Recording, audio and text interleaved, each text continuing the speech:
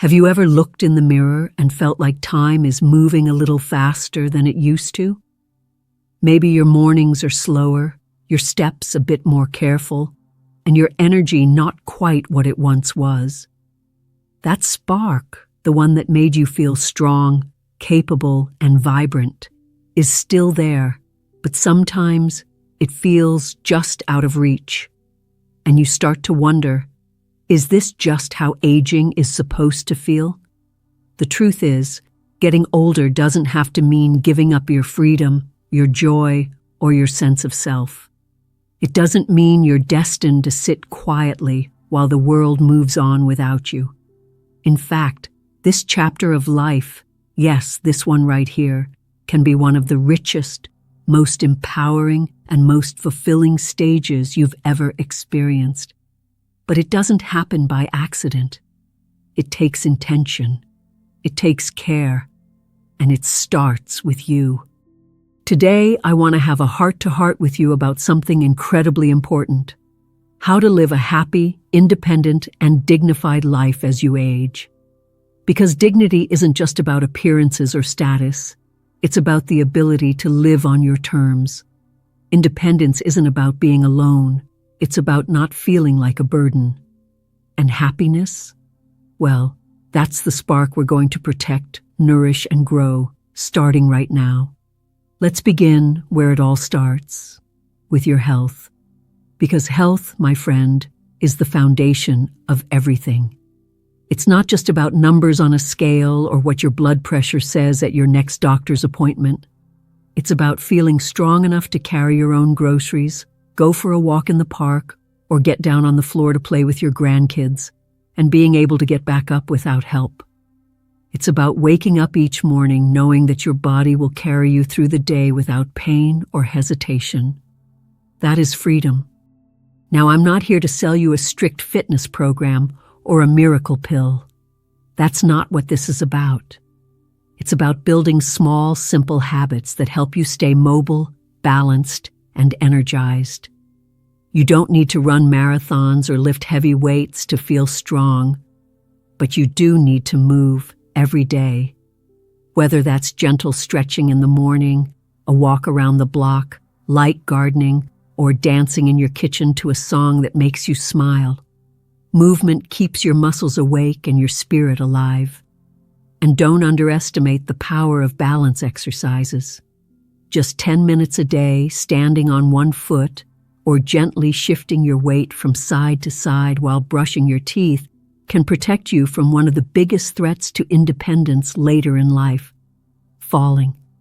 A single fall can change everything.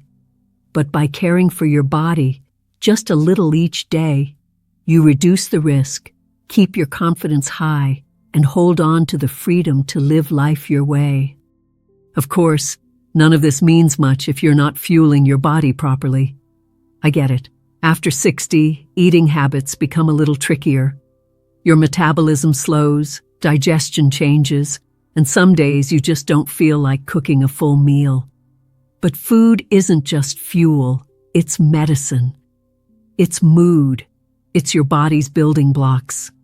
Choose meals that nourish you: fiber-rich vegetables, colorful fruits, proteins that give you strength, and healthy fats that keep your joints and brain happy.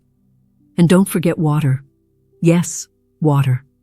It sounds too simple, but dehydration can make you feel tired, dizzy, even confused. Start your day with a glass of water before anything else. It wakes up your system and clears the fog.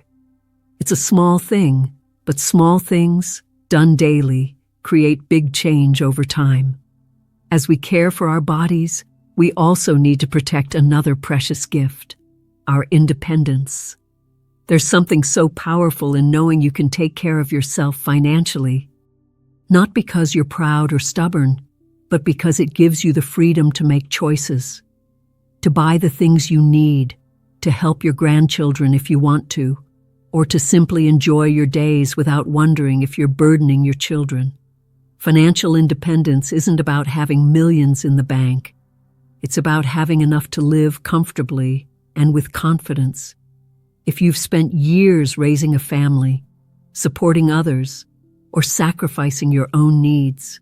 I want you to know you deserve to feel secure now. And that security can start today, no matter your income level. Take a moment to review your expenses. Are there small changes you can make that would bring peace of mind? Maybe it's canceling subscriptions you no longer use, downsizing to a simpler space, or talking to a financial advisor about making the most of your savings. Sometimes financial independence isn't about having more, it's about needing less and making smarter choices with what you have. And if you've ever felt embarrassed about talking money, especially with your kids, please don't. Starting that conversation is one of the most empowering steps you can take. Let them know your plans, your concerns, your hopes. It helps them support you better.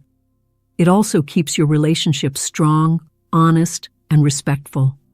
Because when you feel in control of your finances, you don't just preserve your dignity, you strengthen your connections.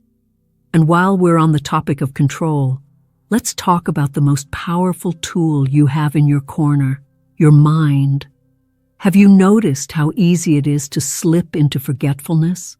Or how sometimes you walk into a room and can't remember why you went in there in the first place? Don't worry, it happens to all of us. But here's the truth. Just like our muscles need to move, our brains need exercise too. Keeping your mind alert is one of the best things you can do to protect your independence. And you don't need to study calculus or memorize poetry to do it. Try reading a new book, working on puzzles, learning how to use your phone for more than just calls. Explore online classes, local workshops, or even just talking to people who challenge your thinking in a healthy way. Curiosity is a muscle.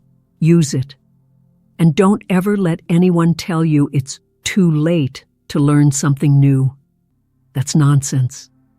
Some of the wisest, most confident women I know picked up new hobbies in their 70s. One of them learned how to bake sourdough bread from scratch, just because. Another started learning Spanish so she could finally understand her granddaughter's bilingual jokes. And one very spirited woman, she taught herself how to edit videos and now makes funny YouTube clips from her garden. Why not? Learning keeps us sharp, it gives us purpose, and perhaps most importantly, it reminds us that we are still growing, still capable, still alive in the fullest sense of the word. And when your mind is sharp, you're better equipped to protect yourself. Because let's face it, there are people out there who prey on seniors. They'll offer you miracle cures, fake sweepstakes, or emotional sob stories. Staying informed, asking questions, and trusting your instincts are some of your best defenses. You've spent a lifetime learning how to care for others. Now it's time to learn how to care deeply and smartly for yourself. You're not done becoming, not by a long shot.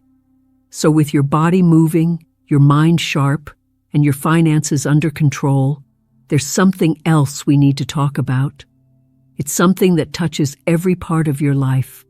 Whether you live alone or with family, whether you're surrounded by people, or often spend your days quietly, it's something that can lift you up on the hardest days, and something that can hurt deeply when it's missing. I'm talking about connection, the relationships we have with our children, our grandchildren, our spouses, and even our neighbors or friends. These relationships shape our experience of aging more than almost anything else. Because no matter how strong, smart, or financially secure you are, we all need emotional support. We need to feel seen, heard, and valued. But I want to be honest here. Relationships in later life can be complicated. Maybe your children are busy with careers and families of their own. Maybe your grandchildren are growing up so fast that it's hard to keep up. Or maybe you found yourself feeling like the conversations you want to have about memories, wisdom, or just how you're really doing don't quite fit into their world anymore. If you've ever felt invisible in a room full of family, you're not alone. But that doesn't mean it has to stay that way. Building strong emotional bonds starts with one powerful shift: choosing to listen more than lecture. Sometimes we want to share our experiences, offer advice, or remind our loved ones how things used to be. That's natural. But what truly opens hearts is empathy, asking how they're doing, what they're struggling with, and simply being there without judgment. When we show that we care about their world, they'll care more deeply about ours. I've seen the most beautiful connections form when grandmothers become safe spaces for their grandchildren. Not because they have all the answers, but because they make room for honesty. A kind word, a warm hug, a cup of tea, and a quiet space to talk about a rough day. Emotional value doesn't come from being perfect. It comes from being present. And that presence is a gift you can offer every single day. If you're married or in a long-term relationship, there's another layer of connection to consider. Being with someone for decades is both a blessing and a challenge. The rhythm of marriage changes with time. Early on, it's about raising kids, building a home, balancing work. But later in life, it's about comfort, companionship, and shared memories. It's about being with someone who knows every version of you and still chooses you. I once heard a woman named Maggie say, "I've been with my husband for over 50 years, and while he's slower now and forgets where he puts the remote half the time, he still holds my hand when we cross the street." That's what matters. It's those small gestures that remind us. Love doesn't disappear with age, it just softens. And sometimes it gets stronger. But not every relationship looks like that. Maybe you've lost a partner. Maybe you're in a second marriage that feels more like a practical arrangement than a passionate romance. That's okay too. Every relationship in this chapter of life is different. Some bring deep emotional roots. Others offer support, safety, or companionship. There's no one right way to love at this stage of life, but there is one wrong way: to ignore your own needs. Whether you're partnered or not, you deserve connection, affection, laughter, comfort. You deserve someone to sit beside you during hard days and to share stories with on quiet evenings. And if that person doesn't come in the form of a spouse, maybe it's a dear friend, a sister, or someone new you've met through your church, senior center, or even online. Don't be afraid to build new connections later in life. It's never too late to make a new friend or to be one. Speaking of companionship, let's talk about joy. Not the kind of joy that comes once a year on holidays or birthdays, but the quiet, steady kind of joy that comes from doing something you love. Having a hobby isn't just a way to pass time, it's a way to feel alive again. Have you noticed how some women seem to glow even in their 70s and 80s? They have a little twinkle in their eye, a bounce in their step. More often than not, it's because they've found something that lights them up inside. Maybe it's painting or playing piano. Maybe it's sewing, gardening, or writing stories. Maybe it's as simple as walking to the farmer's market every Saturday and chatting with strangers. The activity itself doesn't matter nearly as much as how it makes you feel. When you're engaged in something that brings you joy, your brain lights up. Your stress lowers. Your heart rate slows. You're more likely to sleep better, eat better, and smile more. That's not just nice. That's health. And no, you don't need to be good at your hobby for it to count. There's no gold star for knitting the best scarf or growing the tallest tomatoes. What matters is that you enjoy it, that it brings you peace or excitement or a reason to get out of bed with a little more purpose. I once met a woman named Barbara who took up watercolor painting at 72. She told me, "I thought I was too old to start, but now I paint every Tuesday with a group of other women, and we laugh more than we paint." That's the kind of energy we all need. If you don't know what your hobby is, try a few things. Sign up for a community class. Borrow a book from the library about something you've always wondered about. Watch a few videos online. You'd be amazed what you might fall in love with when you give yourself permission to play again. That's really what this season of life is about. Giving yourself permission. Permission to feel good. Permission to say no. Permission to change routines that no longer serve you. And most of all, permission to prioritize your happiness. Because the truth is, for a lot of women, much of life has been spent caring for others, children, partners, aging parents, friends. That caregiving heart is beautiful, but now is the time to turn a little of that love toward yourself. You're not being selfish by choosing joy. You're being wise. You're modeling what it looks like to age with grace, purpose, and dignity. And I can't think of a more powerful example to set, not just for your family, but for the younger women watching you, wondering what getting older really looks like. It looks like strength. It looks like softness. It looks like you. You know, something incredible starts to happen when we give ourselves the space to feel joy again. Life softens.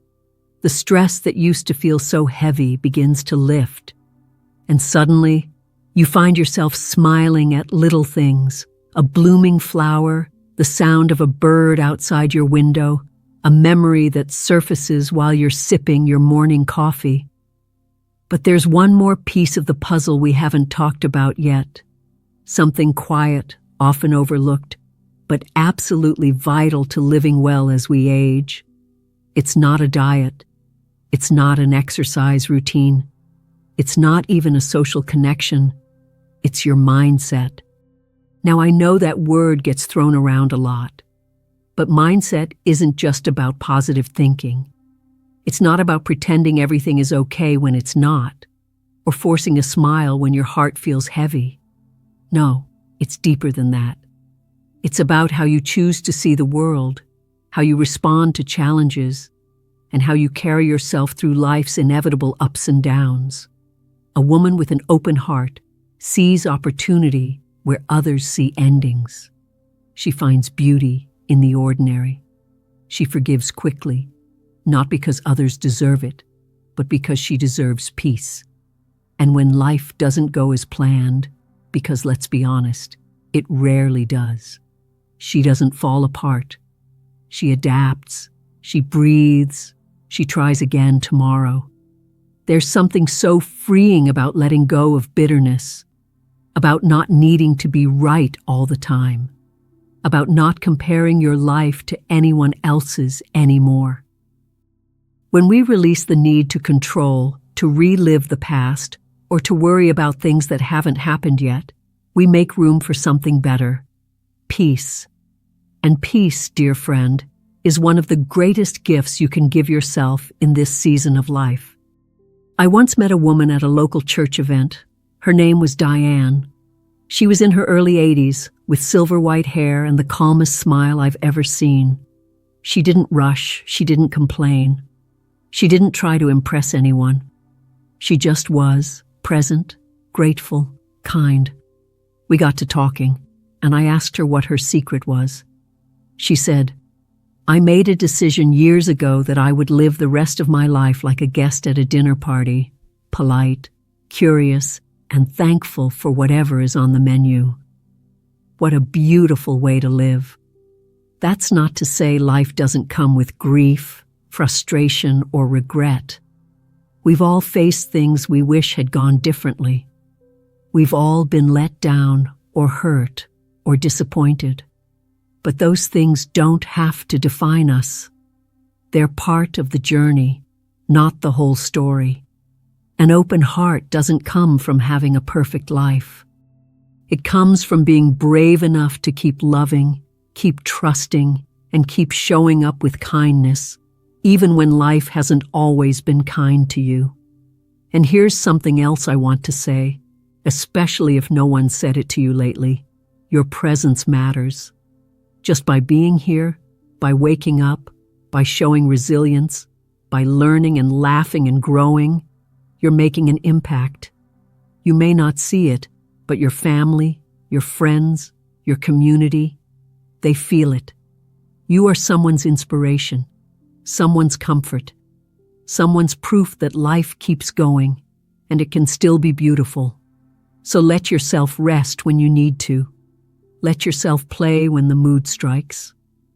Let yourself say no to things that drain you, and yes to the things that fill you up. You've earned that, more than earned it. And if you've made it this far in the video, I want to invite you to do one more thing. Reflect on what joy, independence, and dignity look like for you. Not what society tells you it should look like. Not what your neighbor or friend or sister is doing, but for you. Maybe it's taking your morning walk without your phone, just listening to the birds. Maybe it's hosting Sunday dinner and sharing stories with your grandchildren. Maybe it's reading novels again, or traveling solo, or starting a garden, or learning how to bake something fancy just because you want to. Whatever it is, give yourself permission to live it. And if you're still figuring it out, that's okay too. You have time. You're not behind. Life doesn't end at 60 or 70 or even 90. It evolves. It deepens. And in so many ways, it gets better. The truth is, the secret to a happy, independent, and dignified old age isn't a secret at all. It's a series of choices. Small, consistent, intentional choices. Choosing to take care of your body. Choosing to manage your finances wisely. Choosing to stay mentally active. Choosing to love and be loved. Choosing to pursue joy. Choosing to see the world with fresh, grateful eyes. And when you string those choices together day after day, you build a life that doesn't just look good on the outside, but feels good on the inside. You glow from within. Before we wrap up, I want to leave you with this. Aging is not a curse. It's not a decline. It's not the end of your story. It's a sacred invitation to slow down, tune in, and live more fully than you ever have before. Let's stop apologizing for our age. Let's stop hiding our wrinkles or feeling like we need to keep up with anyone. Let's wear our experience like a badge of honor. Because every line on your face tells a story. Every silver hair is a thread in the tapestry of your life. And trust me, that tapestry is more beautiful than you know. So here's to you, to your strength, to your softness, to your wisdom, to your laughter, to your days ahead, however many they may be. If anything in this video spoke to you, I'd love to hear about it in the comments below. Maybe share one habit or mindset that's helped you feel more independent or joyful in your later years. Or even just drop a heart to let me know you're still here with me. And if you haven't already, please give this video a like and consider subscribing to our channel, Elderly Faith Journey. We've got more uplifting, practical, and heartfelt content coming your way, and I'd be honored to walk this journey with you. Until next time, take good care of yourself. Keep your heart open. Keep learning. Keep loving. And above all, keep living your life, fully, freely, and on your terms. Here's to living your best life at any age.